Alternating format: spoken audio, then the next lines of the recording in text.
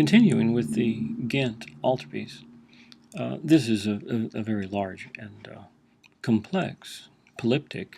It has many different pieces, and they fold together in a way that if you see that, like this circle here, when it closes, it covers up this part, and this half circle covers up this part, and all of it, these wings go together in such a way that when it's closed, it looks like this.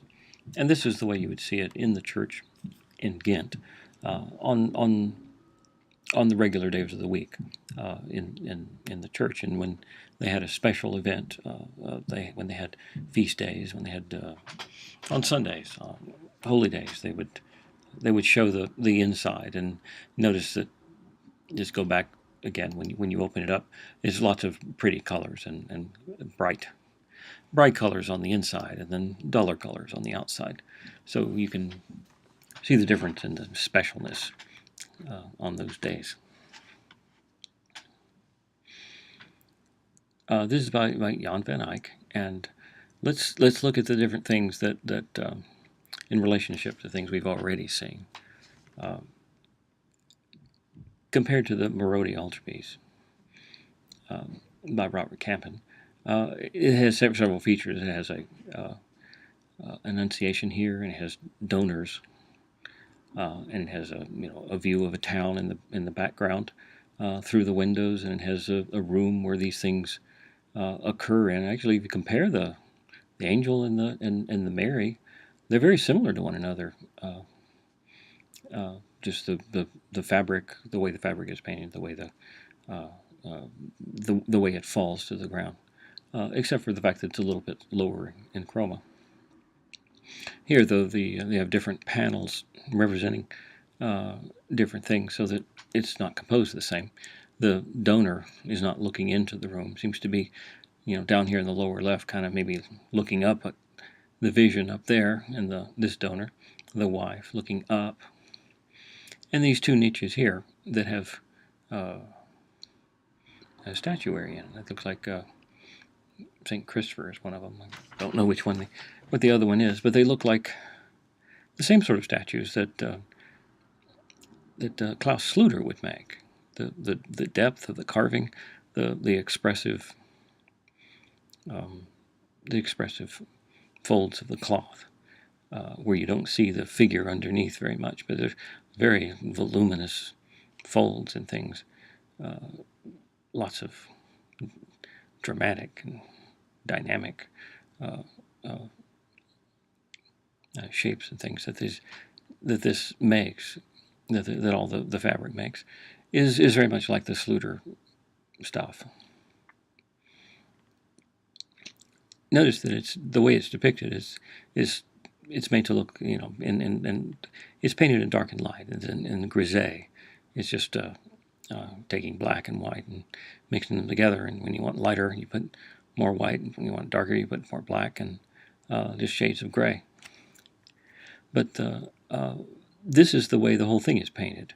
It's just that when you have color, you put glazes on top of it, filled with color. You have thin layers of oil with color added, and you put different layers so as to color the thing. So underneath this image would be an image that looked like this.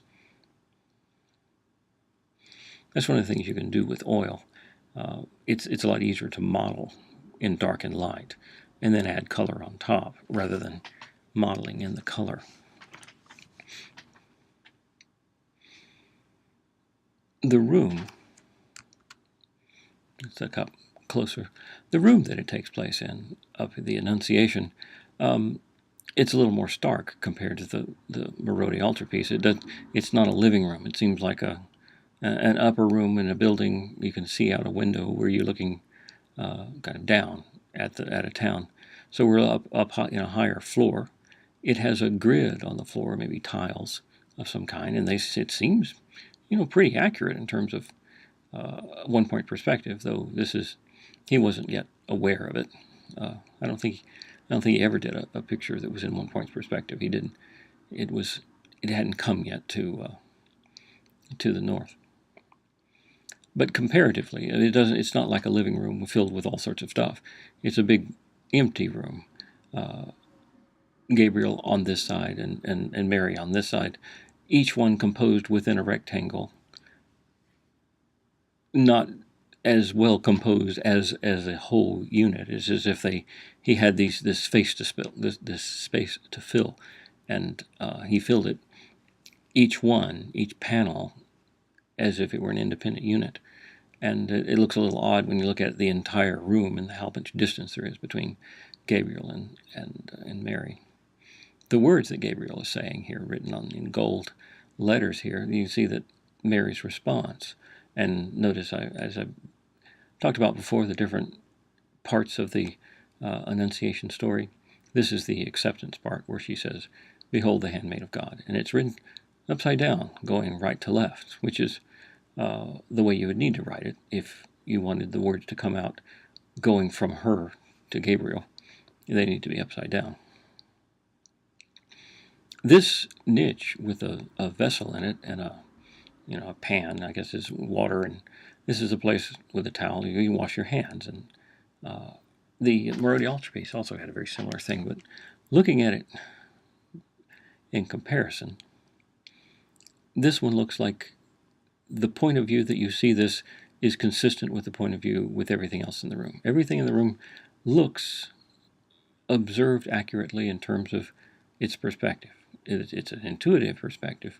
It's not part of a geometric system, but still, it's much more accurate in terms of what we would call a one-point perspective, or much closer to what it would look like if it were drawn in one-point perspective. Look back real quick at the Marodi Altarpiece, which is much farther away. Again, now that you can see it, you can see the similarity in the way the paintings of the angel and Mary in their drapery. Go back a second. The same sort of cloth, and the way cloth moves and falls to the floor and kind of hides the figure underneath. There's some prophets up at the top filling the extra space, and they have banners telling the things that they prophesy and things that have to do with Jesus.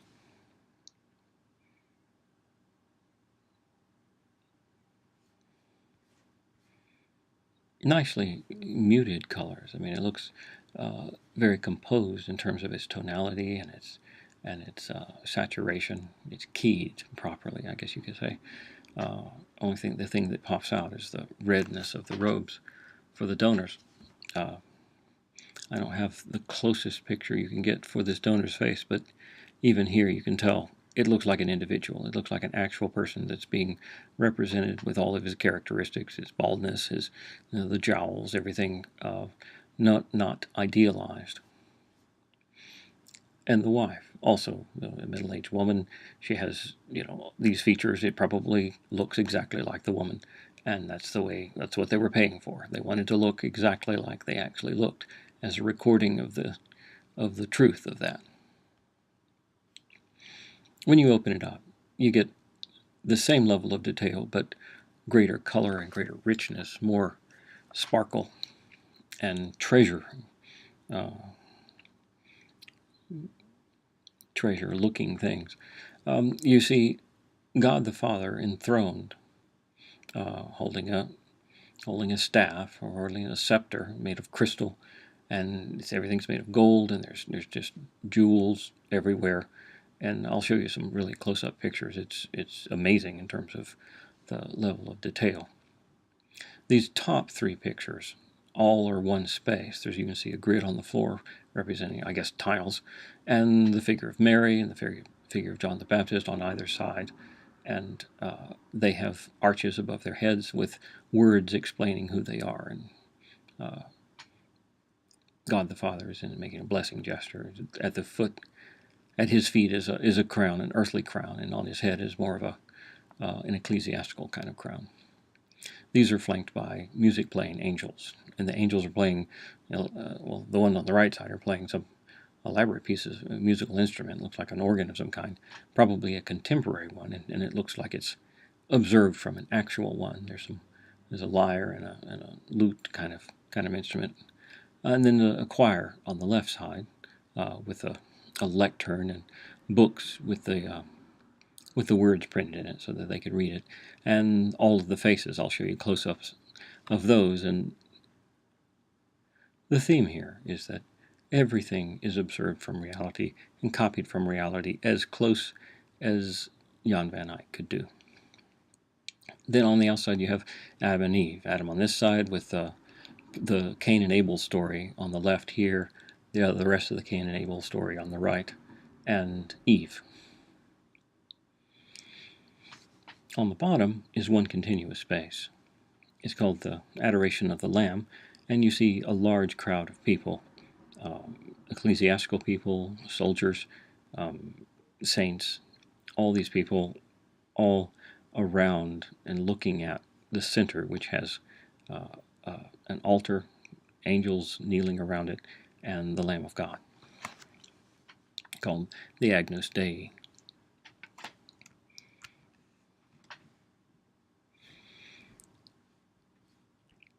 Extraordinary, the level of detail, and I want to show you some examples. This is Mary's crown.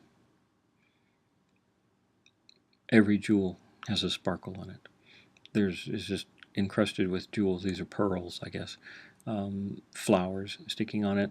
The letters, I can't really zoom in more, but the letters here, each one is illusionistically painted as if it were recessed into a surface, and the gold is illusionistically painted. It's not actual gold, but I bet there's actual gold here in these lines radiating out.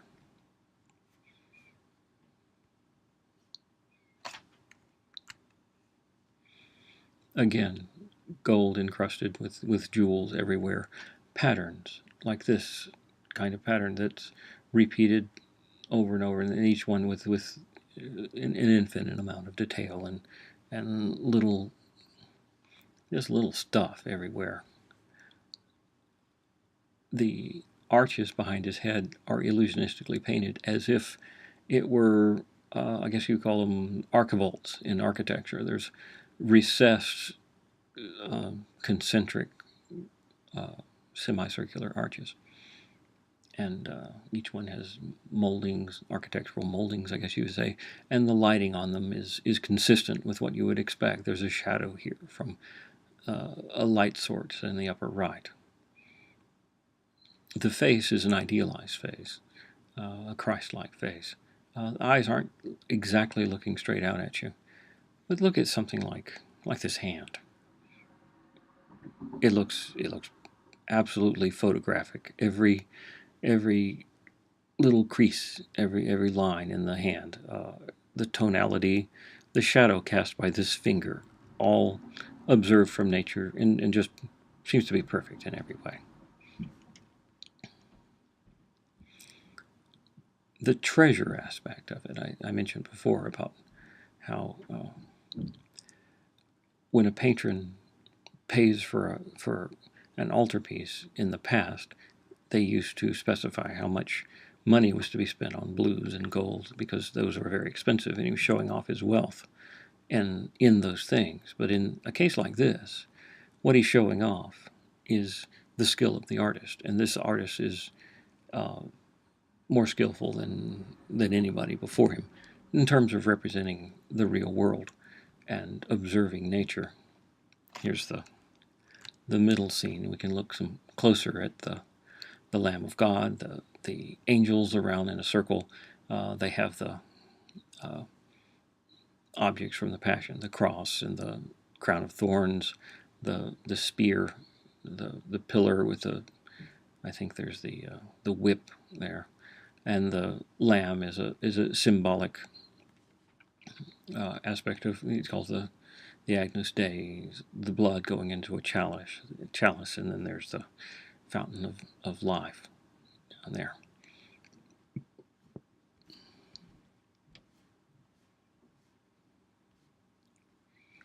Let's look at some other parts of it. The angel's hair, every little wave, the reflections of light on it. All these pipes. It looks like he's just taken a photograph of some sort of object, to some sort of elaborate piece of musical instrument, keys on it, sort of like a piano, and then it's got these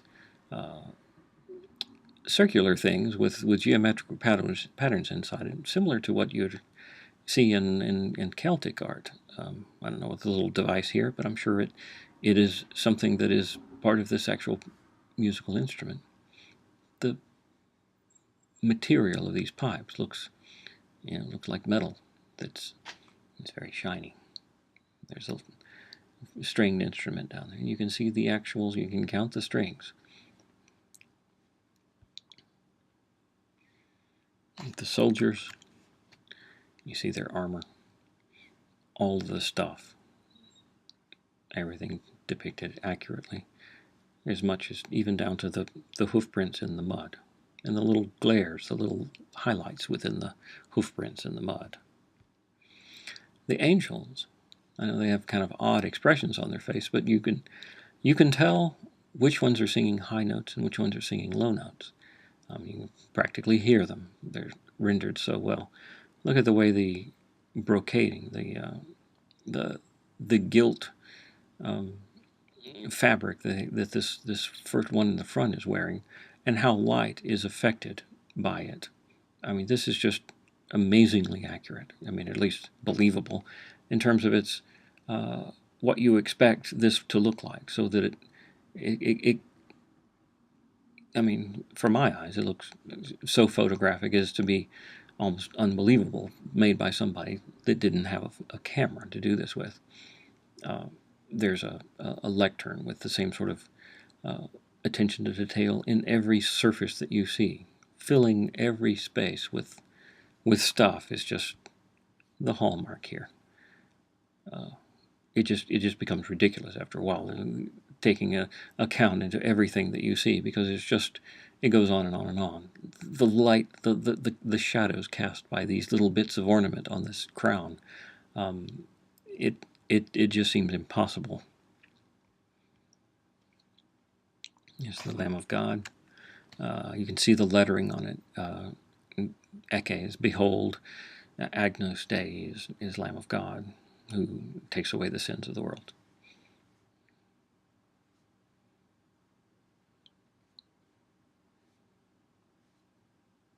These are censers, the things in a church that they would burn incense and swing them and create a sort of a mystical atmosphere within a church. I don't know where he got all this jewelry stuff to paint a picture of. I mean, this seems real, and it looks so real that it's hard to imagine that he didn't make it up. But I don't know where he got it to copy it from.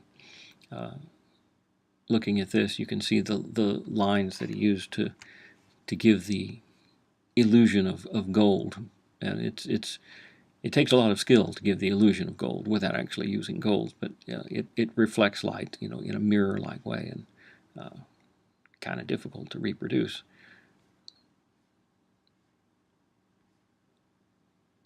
Very pretty, very sparkly. Here's Mary. You can see how much detail. Look at the hands. Just this little detail of the finger there. It's just graceful, light. The words in the book, I don't know. I don't have a high enough resolution image to tell if you can read the words in there, but if you could, I wouldn't be surprised. Again, everything seems to be seen from the same point of view. The books and these objects that are in this niche are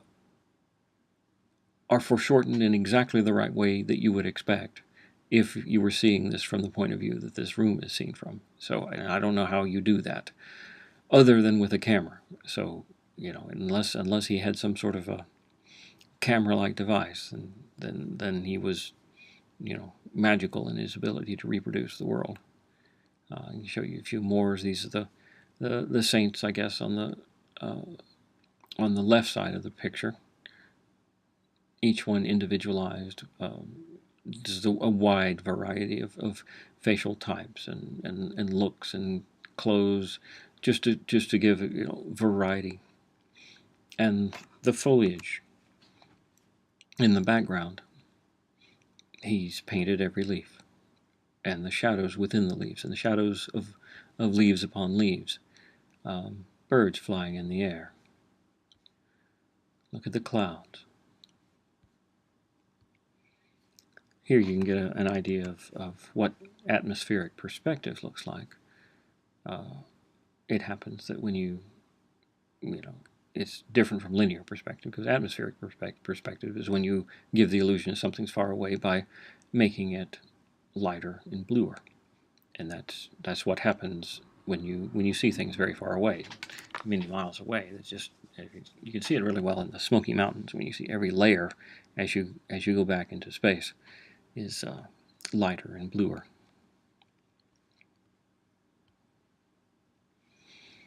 This is Mary as a close-up. Mary on the inside of the altarpiece, holding a book. You can see the lettering. You see an M right there. Patterns, and surface detail and hair, and it's just amazingly skillfully done everywhere. And it goes on and on and on. So that's the Ghent Altarpiece.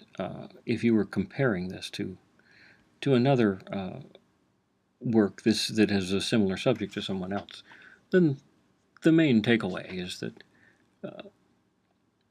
Jan VanEyck lavishes every surface with as much detail, sparkle, prettiness, treasure-like qualities as he can get. Now I'm going to show you some other works also by him. There's a St. Francis receiving the stigmata. Look at the rocks. Look at everything you see. Look at the feet. The feet are perfectly realistic. The hands are perfectly realistic, though a little out of scale with the head. And the body itself, you can't really see it underneath the clothes, and it's kind of awkward in that it's kind of see how do these feet relate to the knees. There's some awkwardness in there. Because he's looking so much at the surface, he doesn't see the underlying structures. This is an altarpiece. This is a Madonna and Child enthroned with saints, and this is the donor. I guess it's the donor, Vanderpeel, I think is his name.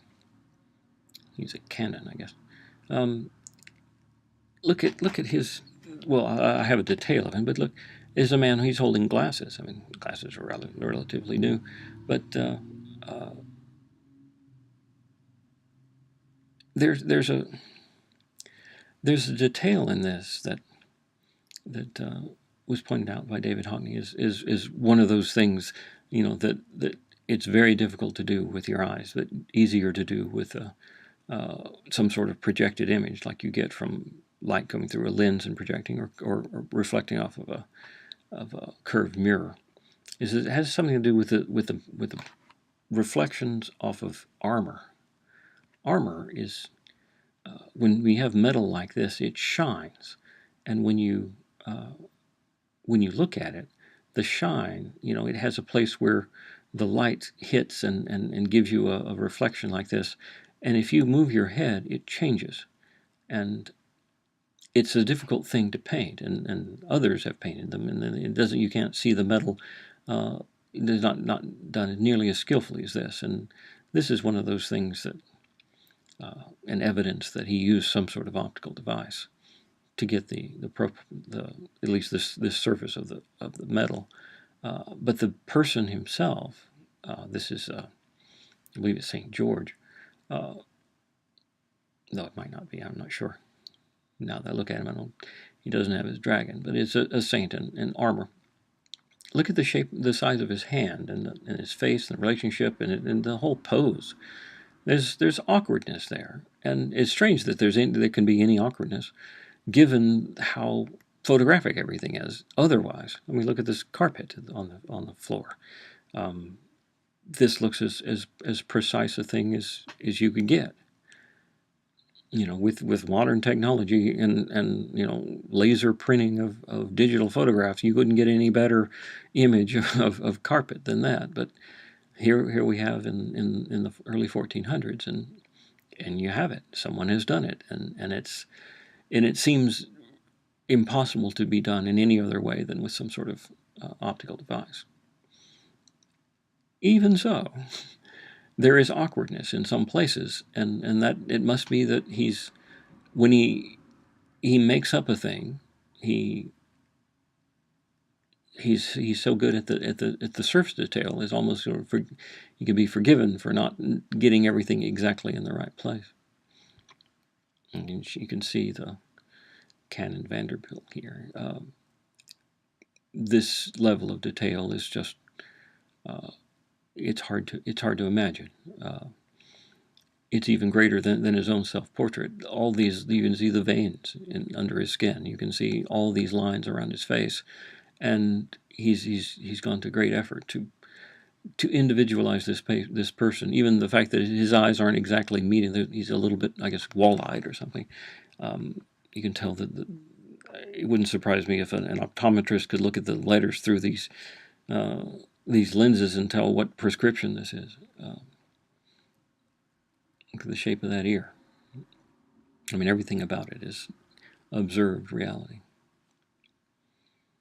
This is a very small picture, but you can see here's an example of copying reality perfectly, but at the same time leaving something really obvious out, which is the size relationship between people and architecture. We saw examples of this sort of change of scales way back with Jean Pucelle and the Book of Hours, where Mary is in a very small architectural space, but it was okay because that was the way you did it. You didn't have that much space, and it's sort of like a symbol of the space anyway, or it's like a person on a stage and a stage prop kind of thing. But here, the interior of a cathedral is rendered with absolute photographic reality, and the figure is too, yet they are at different scales from one another, and that's just odd. I think there's one other thing. These angels are at a different scale than these other people. These people are smaller because they're farther away, and that makes sense, but these seem to be smaller people than these. Here's an example of a drawing or an underdrawing of what the painting looked like before the paint was applied, or before the colors were applied. That may be a little too close. Let's go a little bit like this.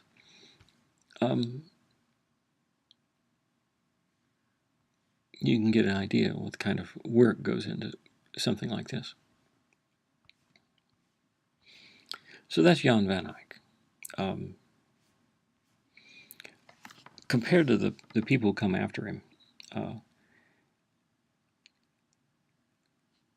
he seems to get a level of detail that no one else surpasses, as far as I can tell. He almost reached the limits of what is humanly possible. But one thing he doesn't reproduce so much is emotion. Most of the people in his pictures are completely passive looking. They're just faces, and as we'll see later, that the artists that come after, they introduce emotion and combine it with this hyper reality photographic look. Look back. This picture, the people, aren't showing any emotion. This one, no. These, you can see, there's something a little bit almost cold about it. All this treasure, it's like, it's almost like there's too much of it, and it's too real. But they're all kind of like props. Now, I guess I could point out the Adam here. You can see the tan line from his face is more tan than the rest of his body, and his hands are a little browner, and the foot here is like he's stepping out of the frame, illusionistically. I don't know. This is just a an amazing thing.